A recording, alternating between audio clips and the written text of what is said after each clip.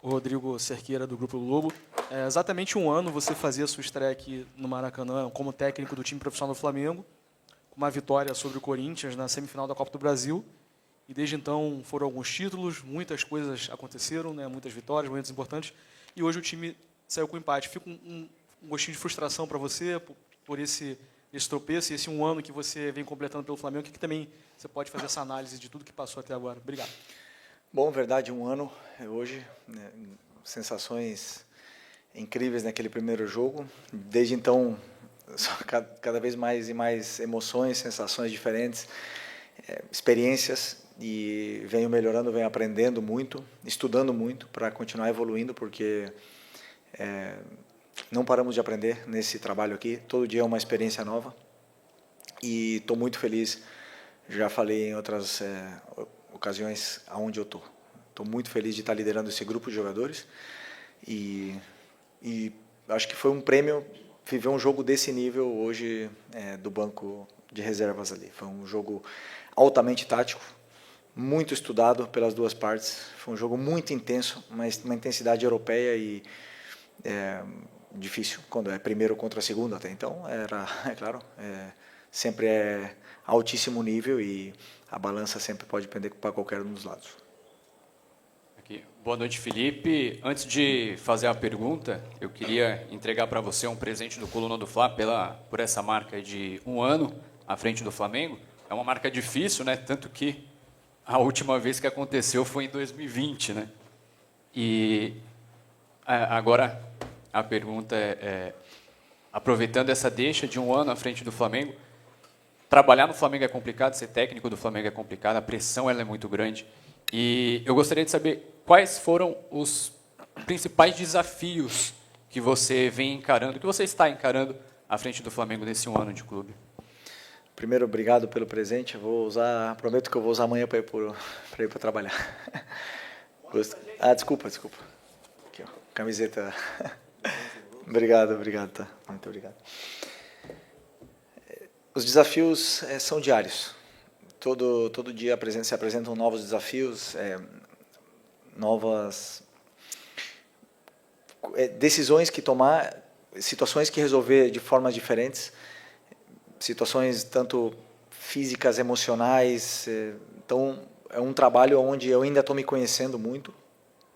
O que eu vivi na Libertadores no outro dia, eu nunca tinha vivido como jogador, e olha que como jogador também é muito intenso e acho que nada se compara a ser jogador de futebol, mas o que eu vivi no outro jogo da Libertadores foi o auge, acho, de um esporte na minha vida. Então, sou muito grato pelo que eu estou vivendo aqui e o que eu falei, acho que os desafios eles se apresentam todos os dias e a gente tem que ir resolvendo e sempre tentando evoluir em cima dos erros e dos acertos. Boa noite, Felipe. Boa noite. Tudo bem aqui? Sidão Marinho da Litoral News. Você hoje fez a opção de tirar o Pedro do 11 inicial para ter o Samu junto ao Plata, Arrasca e Carrascal juntos. Queria entender o porquê dessa decisão que você pensou para o jogo e também o porquê do Pedro entrar mais nessa reta final, dos 10 minutos finais do jogo. O Alacian também não tem ganhado muitas oportunidades. Era um jogo que você não queria ter uma referência de um centroavante de fato na parte ofensiva. Eu queria que você explicasse um pouco o que buscou também dentro dessas alterações. Obrigado. Bom, primeiro, tudo vai em função do nosso plano de jogo, das características que eu acredito que a equipe precisa para vencer o jogo. Independente dos nomes, já falei para vocês, os nomes e a idade, isso não me importa, vai sempre me importar o que eu acredito, eu como treinador, que a equipe precisa e qual é o caminho para vencer a partida. Nem sempre vou acertar, nem sempre, e às vezes acerto, às vezes erro, é normal do meu trabalho, mas são as minhas convicções. O Cruzeiro é o time que joga com a linha mais alta do campeonato. E isso foi assim no jogo de ida. E muitas vezes, se você não estica essa linha, se você não incomoda essa linha, você fica no seu campo jogando o jogo todo. Então, a opção foi puramente estratégica pelo plano de jogo, todas elas. E o Wallace, verdade, talvez seria um jogo hoje para o Wallace. Mas eu optei pelo Pedro porque eu também acreditava por onde estávamos entrando e que o Pedro poderia chegar para finalizar essa bola dentro da área. Então, Então, naquele momento do jogo, eu optei por tirar o Arrascaeta e deixar ele na posição do Arrascaeta, e o Plata continuava fazendo os mesmos movimentos, até mesmo porque, para mim, na minha opinião, tanto o Plata como o Carrascal foram os melhores do time, então estava difícil realmente tirar, porque o time estava muito bem e estava sendo um jogo muito, muito equilibrado, a nível tático muito alto, e qualquer mudança tem uma consequência. Tanto é que o treinador deles também não trocava, e assim foi quase até o final. Felipe, Raíza Simplício, da Gol Brasil e da revista Placar, parabéns aí por completar 1 ano, e você está muito perto de uma marca que não acontece desde 2011, que é um treinador começar e terminar a temporada como treinador do Flamengo. Mas eu queria te perguntar sobre o Samuel Lino, né? Porque ele chegou muito bem, o primeiro jogo dele arrebentando, super arisco, depois foi para a seleção brasileira, inclusive, só que nos últimos jogos ele caiu um pouco de rendimento e ele parece bastante ansioso, né? A gente vê assim de fora, dentro de campo ele parece estar bastante ansioso. Eu queria saber se essa é a tua visão também, se você chegou a conversar com ele, como é que você está vendo esse momento? Bom, primeiro que o Lino, todo mundo sabe da qualidade, ele já demonstrou quando ele chegou aqui, e todo jogador, e principalmente aqui no Flamengo, oscila, né? O Lino teve uma sequência muito pesada de jogos, muito difícil. O jogo da Libertadores teve uma carga grande, depois 3 dias teve que jogar também contra o Corinthians, onde foram jogos muito difíceis, e eu optei por dar essa sequência de minutos para ele, e fisicamente talvez ele sentiu um pouco no jogo contra o Corinthians, e isso faz o rendimento cair um pouco. Agora, é importante que vocês e também a torcida entenda que os dribladores são os jogadores que mais perdem bola. Isso é uma coisa natural do futebol, nas estatísticas, em todos os lugares. Então, sempre que você tem um driblador, que no nosso caso será Cebolinha, Michael, Samuel Lino, o próprio Plata quando joga aberto. Então, são jogadores que são dribladores, e eles arriscam ou 1 contra 1 e se expõem muito. E uma das coisas que eu tentei muito hoje era explorar esse 1 contra 1 dele contra o William, mas o Cruzeiro dobra muito bem a marcação. Então vinha 2, 3 e não era um jogo fácil para ele, nível tático, e ele não teve uma performance do nível que ele vinha apresentando antes. E o difícil é isso, né? Que na primeira vez que ele dá uma oscilada já vem a vaia, e isso, claro, sempre, se vocês olham bem, quase sempre são com os dribladores, né? Então, importante que a gente saiba que esse tipo de jogador, ele tem a confiança do treinador. Sou eu que peço para ele driblar, sou eu que peço para ele ir para cima, para ele ir para essa jogada individual, porque quando ele consegue passar, ele gera muita vantagem. Então, espero que ele não se abale com isso, que é uma coisa absolutamente normal, e que ele recupere a alegria e continue indo para cima o quanto antes. Felipe aqui, Renan Moura da Rádio Globo CBN. Queria entender o porquê que você segurou bastante, até os 35, 36 minutos, a segunda substituição em diante. E, se me permite, queria entender hoje a situação do Juninho, que foi o primeiro jogador contratado nessa temporada e não vem sendo relacionado. Ele está treinando tão mal assim nos treinamentos no Ninho do Urubu. Queria entender o panorama dele dentro desse elenco hoje. Obrigado. Bom, sobre as trocas, primeiro eu troquei o Lino, porque realmente não estava fazendo um bom jogo, e puramente parte estratégica do jogo, optei por deixar o Bruno daquele lado do William. E até mesmo o Bruno conseguiu a expulsão, mas eu acreditava que poderíamos ter era uma característica que precisávamos naquele lado que o Lino estava jogando. O resto do time estava num nível muito alto. Eu não via, sinceramente, ninguém com a necessidade de trocar, porque todo mundo está fazendo um jogo do nível altíssimo. Plata, Arrasca, Carrascal, os 2 volantes e os laterais estavam dando a estabilidade para o time que melhor contra-ataca do campeonato. Tínhamos que parar esses contra-ataques, e a partir do momento que eu senti que o cansaço chegou no Arrascaeta e também no Carrascal, que estava sendo um espetáculo, eu optei sim por trocar, né? Então as trocas muitas vezes elas vêm, às vezes eu troco já logo porque eu vejo que os jogadores não estão bem, mas hoje eu via que todos eles estavam num nível altíssimo, e por isso que segurei até quando eu senti que caiu o nível. Não por trocar, muitas vezes vai melhorar, às vezes as trocas não dão certo, então eu vou muito do que eu estou vendo no campo. E depois do Juninho, é uma opção técnica, eu tenho agora o Plata, que jogou de atacante, o Bruno, que joga de atacante, o Pedro, que joga de atacante, o Wallace, que também joga de atacante. E nesse momento, para mim, quando eu monto o banco, monto o time que vai jogar, monto o banco, eu tenho que montar as opções e, para mim, nesse momento, optei por essas opções. E o Juninho não foi meu escolhido, mas está treinando bem, está se esforçando muito e com certeza faz parte do elenco e a partir do momento que precisar, ele está disponível para jogar. Oi, Felipe, aqui à tua direita. Parabéns aí pelo ano à frente do clube.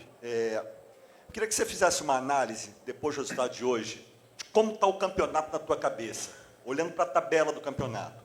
O Flamengo está com 3 pontos na frente do Palmeiras, tem um jogo a menos. O Palmeiras tem um jogo a menos e esse jogo vai ser cumprido do Palmeiras a menos na semana da data FIFA, na semana que vem. E aí o Flamengo, os dois ficam com o mesmo número de pontos. Se o Palmeiras vencer esse jogo, ele passa à frente por conta do número de vitórias. Os últimos 3 jogos no Maracanã, o Flamengo empatou. Grêmio, Vasco e hoje. Como é que você está vislumbrando isso para frente, tendo um confronto direto ainda contra o Palmeiras, um jogo a fazer contra o último colocado do campeonato? E se você está achando que hoje o resultado pode ter interferido na tabela, na classificação, olhando um pouquinho para frente? Hoje é um resultado absolutamente normal, primeiro contra segundo. Acreditávamos que poderíamos ganhar, fizemos um jogo para vencer, tivemos muitas chances, eles também tiveram as suas chances, um jogo muito aberto. Infelizmente, não conseguimos os pontos que precisávamos. O campeonato é longo, são 38 rodadas, e o que importa é chegar acima do segundo na última rodada. Estamos na briga, esses 3 clubes, hoje era uma grande oportunidade para a gente deixar o Cruzeiro para trás, não conseguimos, mesmo assim temos uma vantagem de pontos considerável para eles, com esse jogo a menos, contando se vencesse esse jogo, e é verdade que o Palmeiras está vencendo o jogo que falta, estaria empatado a pontos com nós, mas existem muitos jogos pela frente. E o que nós temos que ver é que nós estamos na briga, que a primeira fase do retorno, os primeiros 9 jogos, são complicados. Estamos melhor nesse momento que estávamos no turno, 3 pontos a mais, somamos nesse primeiro começo de retorno do que o turno. Não sei se me expliquei bem. E ainda temos, como você falou, confronto direto com o Palmeiras. O Palmeiras vai jogar com o Cruzeiro, tem jogos difíceis, nós temos jogos difíceis, é o campeonato mais competitivo do mundo. E vai ganhar quem for mais regular no final e vai ser a melhor equipe no final das contas. Por isso, pés no chão, humildade, continuar trabalhando e tentar ser campeão. Boa noite, Felipe. Marcos Gabriel, da Rádio Vai Vai Brasil Itália. Bom, hoje foi mais uma boa partida do Jorge Carrascal, colombiano, que fez sua segunda, terceira partida seguida jogando muito bem. E eu queria saber se você enxerga ele mais como um meio armador ali para São Reserva do Arrascaeta, como muita gente veio falando quando ele foi contratado, ou se você enxerga ele como um jogador que pode jogar ao lado do Arrascaeta, às vezes aberto na esquerda, às vezes mais centralizado, mudando de posição com o Arrascaeta. Os dois podem jogar juntos, já jogaram juntos os últimos 2 jogos e foram muito bem juntos. É um jogador que consegue fazer toda a fase defensiva, pressiona, corre para trás, ataca espaço, tem muita qualidade, se associa com os companheiros, entende muito bem o jogo, entende muito bem o modelo e está cada vez mais se firmando na equipe porque é um jogador com uma qualidade extrema. A posição dele, ele quer jogar. Então, claro que ele é meia, todo mundo sabe disso, mas ele pode jogar na ponta da esquerda, pode jogar de falso 9, pode jogar de 9 e também pode jogar na meia. Então, é um jogador com um talento imenso e estamos muito felizes. Felipe, boa noite. Davi Ferreira, do Jornal Globo aqui. Continuando a pergunta do colega que anteriormente falou que o Flamengo está desde a goleada contra o Vitória sem vencer em casa no Brasileirão, E aí tem alguns tropeços contra times também na parte de baixo da tabela, tem o jogo de hoje empate com o Cruzeiro, teve aquele jogo com o Estudiantes, que, enfim, é um outro perfil também. Enfim, como é que você está vendo o rendimento geral, de maneira assim, da equipe? Não só jogando em casa, mas também alguns jogos que tem sofrendo um pouco com os resultados, O jogo contra o Corinthians também é muito difícil, mas de maneira geral, como é que você está vendo o rendimento da equipe nesse momento, de um mês para cá, enfim, subindo, descendo, enfim, sua visão? Vejo o meu time muito bem. Hoje fizemos um jogo super competitivo, fizemos um jogo taticamente muito sólido, criamos as chances, entendemos os espaços, paramos bastante os contra-ataques deles, que era o forte deles. No jogo do segundo tempo, final do primeiro tempo, segundo tempo do Corinthians foi muito bom, o começo foi horrível. O jogo do primeiro jogo do Estudiantes foi excelente, o segundo jogo não foi bom. O time, eu vejo o meu time entendendo tudo muito bem, trabalhando muito bem, e num grande momento, porque somos líderes, somos co-líderes, né, na verdade, com o Palmeiras, estamos vivos na Libertadores, e jogar mal faz parte, às vezes, do processo. Hoje foi um jogo de altíssimo nível, como eu falei, aonde tanto o Jardim como eu nos preparamos muito para essa partida. Infelizmente, o árbitro não estava à altura do jogo. Picotou demais o jogo. Não deixou fazer o jogo com a intensidade que os jogadores queriam jogar e se complicou no critério. Mas, mesmo assim, o time lutou até o final, conseguiu, acabou dentro da área do Cruzeiro. Infelizmente, não conseguimos colocar a bola para a rede, mas o time fez um grande jogo. Agora temos o Bahia.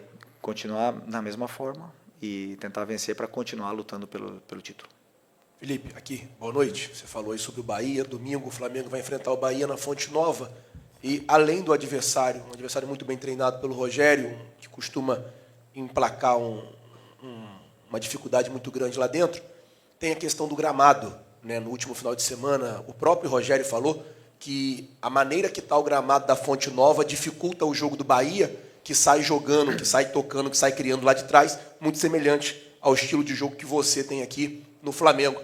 Queria saber de você assim, o quanto isso te preocupa e o que você já pensa para esse jogo, já que, além de um adversário muito bem treinado, um treinador que já está há bastante tempo, você também vai ter essa questão do gramado lá, que realmente está muito ruim. Obrigado.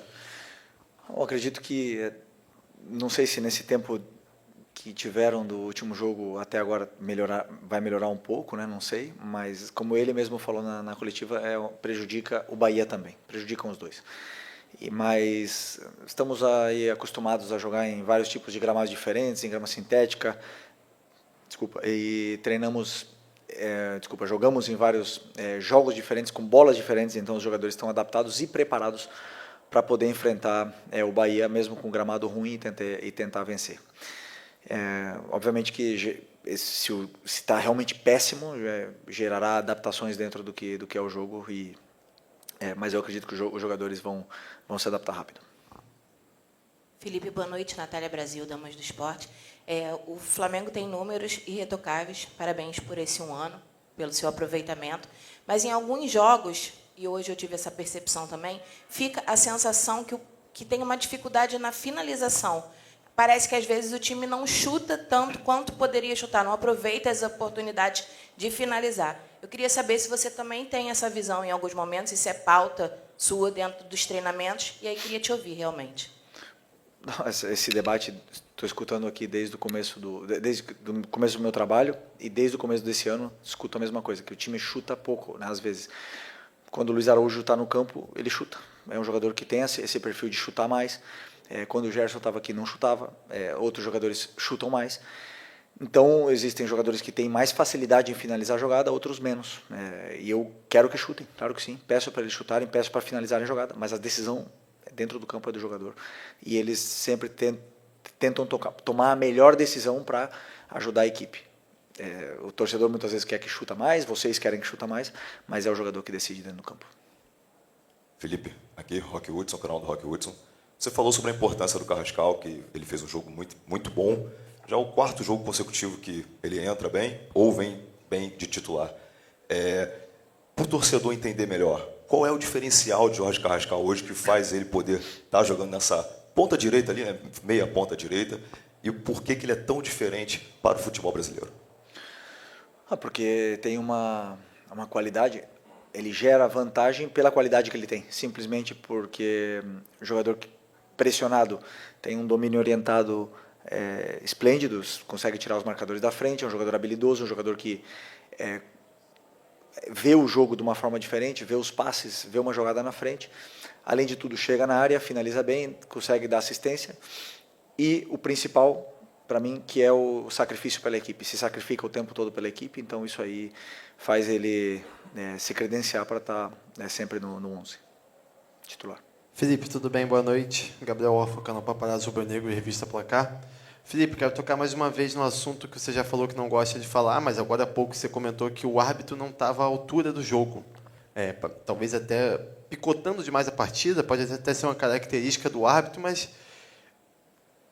acaba sendo uma coisa comum nos jogos do Flamengo, o árbitro não está à altura do jogo. Nos últimos jogos recentes, eu tenho pelo menos 5 lembranças de árbitros que não estavam à altura dos jogos. Eu queria saber um pouco de você.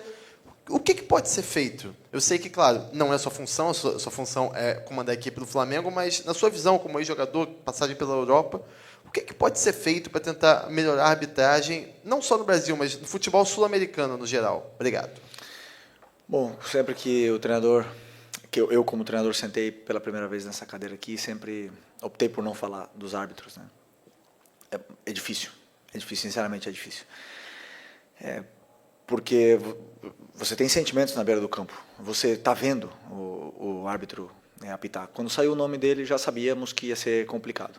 O perfil do juiz que apita o jogo do Flamengo, quando sai a lista, você já sabe que vai ser complicado. Então, o que eu posso falar? Começa o jogo, as decisões não são iguais, como vocês mesmos falaram, os critérios não são iguais, cartões primeiro, depois não dá cartão, aí depois dá cartão por uma jogada que não deu antes.